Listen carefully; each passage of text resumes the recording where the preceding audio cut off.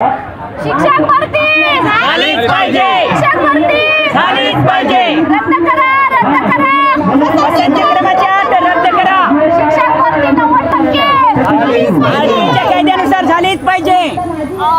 मित्रांनो, आज आझाद मैदान येथे शिक्षक भरती आणि शिक्षकांच्या हक्काच्या विविध मागण्यांचं आज शिवयुनिटी फाउंडेशनच्या माध्यमातून हे आंदोलन झालेलं आहे असं आपण डिक्लेअर करत आहोत. कारण आज आम्ही दादा भुसेंची भेट घेतलेली आहे. दादा भुसेंच्या भेटीमध्ये आमचे जे कोर कमिटी मेंबर होते, सोबत सामान्य अभियोगताधारक सुद्धा आंदोलनामध्ये सहभागी झाले होते. सर्वप्रथम त्या सर्वांचे मनापासून आभार. कारण नोकरी जरी 2,10,038 उमेदवारांना हवी असली तरी मैदानात उतरताना तुटपुंजीच माणसं उतरतात. त्यात विषय जर मुंबईचा असेल तर तो खूप हार्ड आहे आणि हार्ड आहे, पण इथंच निकाल आहे हेही लक्षात घ्या.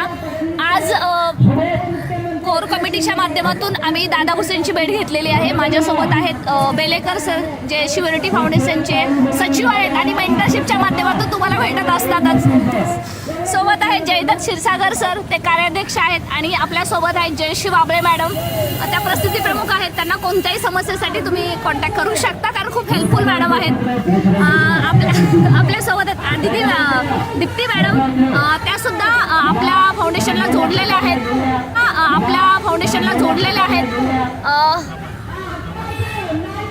संतोष मुंडे. मग आता आम्ही हे सगळे आलेलो आहोत. गेली आता आमची जास्त भेट झाली आणि आम्ही पुन्हा एकदा आझाद मैदानात आलेलो आहोत. मित्रांनो, दादा भुसेंची जेव्हा मी भेट घेतली तेव्हा त्यांना एकच विचारलं की वर्ष झालेलं आहे, शिक्षक भरतीला मुहूर्त कधी येणार आहे. तेव्हा आजच्या भेटीमध्ये दादा भुसेंसोबत सचिव सुद्धा होते. सोबत सचिव ज्यांना आपण बोलूया, आबासाहेब कवळे सर, तुषार महाजन सर होते, माखणे सर होते, काळे सर होते आणि भुसे साहेब होते.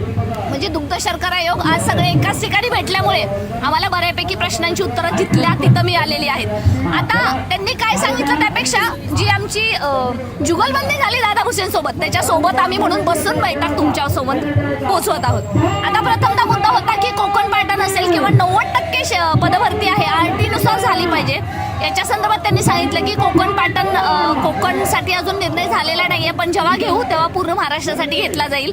नेक्स्ट अशी गोष्ट आहे की 1ली ते 8वीसाठी RT असताना 9वी 10वीसाठी का लावला जातो, हा जेव्हा प्रश्न विचारला तेव्हा त्यांनी सांगितलं की 9वी 10वीला आम्ही 3 विषय शिक्षक देतो, जे विज्ञान, मॅथ्स आणि दुसरा एखादा कुठलाही असतो. परंतु त्यांचा आमचा असाच मुद्दा होता की इंग्रजीचा शिक्षक मॅथ्स शिकवू शकत नाही, माझं इंग्लिश आहे, मी मॅथ्स शिकवू शकत नाही, असे मुद्दे असताना त्यांनी जे काही उत्तरं दिली आणि त्याच्यानंतर जी एंट्री झालेली होती ती बेलेकर सरांची. सर बोला.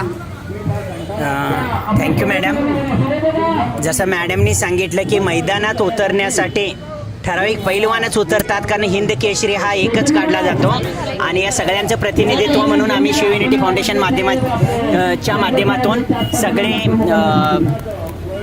आपले जे मेंबर्स आहेत आणि सामान्य अभियोगताधारक यांच्या वतीने मॅडमने सांगितल्याप्रमाणे आम्ही दादासाहेब भुसे साहेबांची भेट घेतली. पण त्यांच्या भेटीमध्ये काही मुद्दे त्यांनी समाधानकारक उत्तरं दिले, तर काही मुद्दे सरळ उडवून लावल्यासारखा प्रकार झाला. आणि त्याच्यामध्ये मला थोड्या काळासाठी असं वाटत होते की आपलं तू मैमे होते की काय.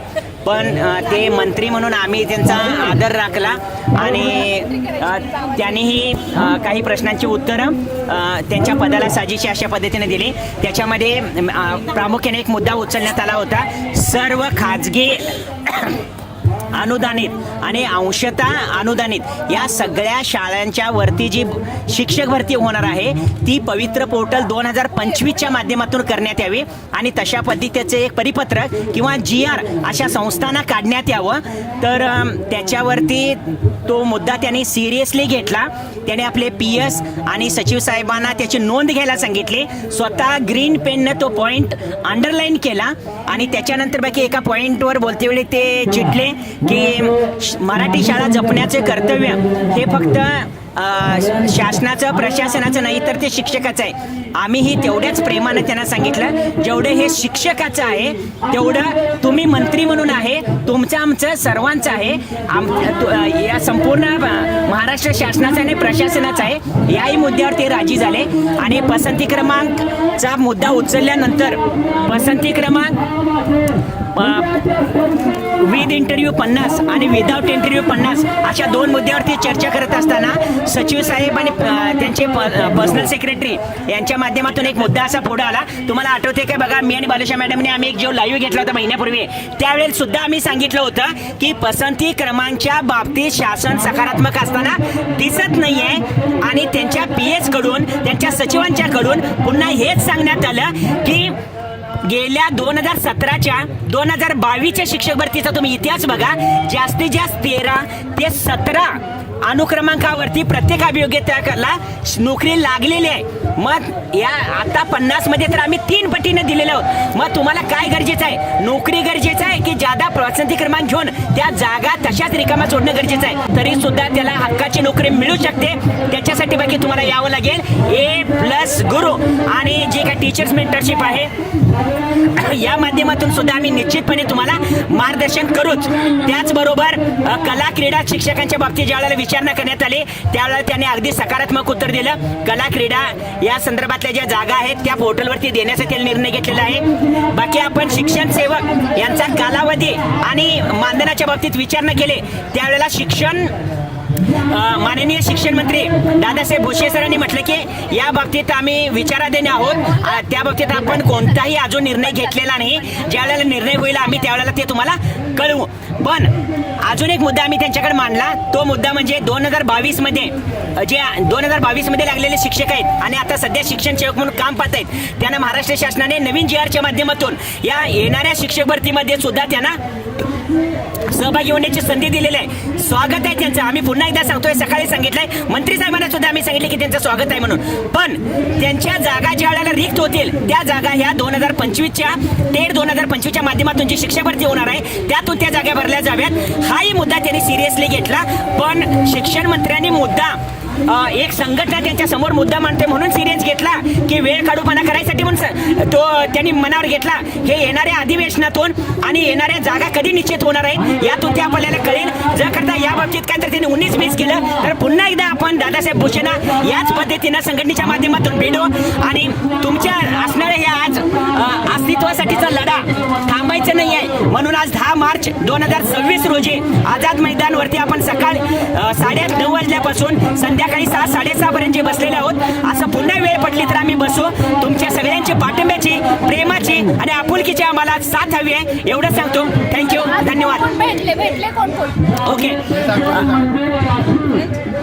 याच्यानंतर आजच्या या अधिवेशनाच्या दरम्यान दिवसभरामध्ये आपल्याला ज्या ज्या आमदारांनी ज्या वेगवेगळ्या सामाजिक कार्यकर्त्यांनी जी भेट दिली या बाबतीत आपले शिवयुनिटी फाउंडेशनचे कार्याध्यक्ष जयदत्त सर यामध्ये आपले मत मांडतात. नमस्कार, मी जयदत्त क्षीरसागर.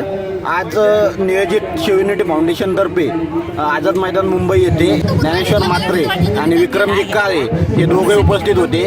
त्यानंतर शुभांगीताई पाटील, जयंतदादा पाटील, त्यानंतर परभणीवरून नरेंद्र काळे हे रोहितदादा पवार यांच्या सांगण्यावरून या ठिकाणी आले होते.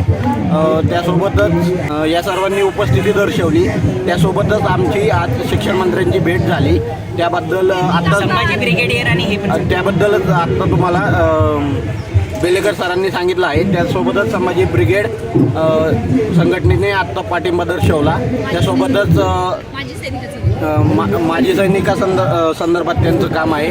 त्यासोबतच स्वामी शिक्षण संस्थेचे कौस्तुभ गावडे सर यांनी त्यांच्या कर्मचाऱ्यांना व शिक्षकांना आंदोलनास उपस्थित होण्यासंदर्भात निर्देश दिले होते. त्यानुसार 20 ते 25 कर्मचारी या ठिकाणी आले होते. नमस्ते. तर आता सगळ्यांनी माहिती दिलीच आहे पदाधिकाऱ्यांनी. त्याप्रमाणे आज 10 मार्च 2026 रोजी आज आझाद मैदानावर आंदोलन यशस्वीरित्या पार पडलेलं आहे. आपण दिवसभरातील अपडेटमध्ये बघितलं देखील असेल. त्याप्रमाणे आज शिक्षण मंत्री, शालेय शिक्षण मंत्री भुसे साहेब यांची भेट आमच्या शिष्टमंडळाने घेतलेली आहे. आणि भेटी दरम्यान आता सरांनी एवढे विषय डिस्कस केले, त्या सगळ्या विषयांवर, महत्त्वाच्या विषयांवर आमचं डिस्कस झालेलं आहे.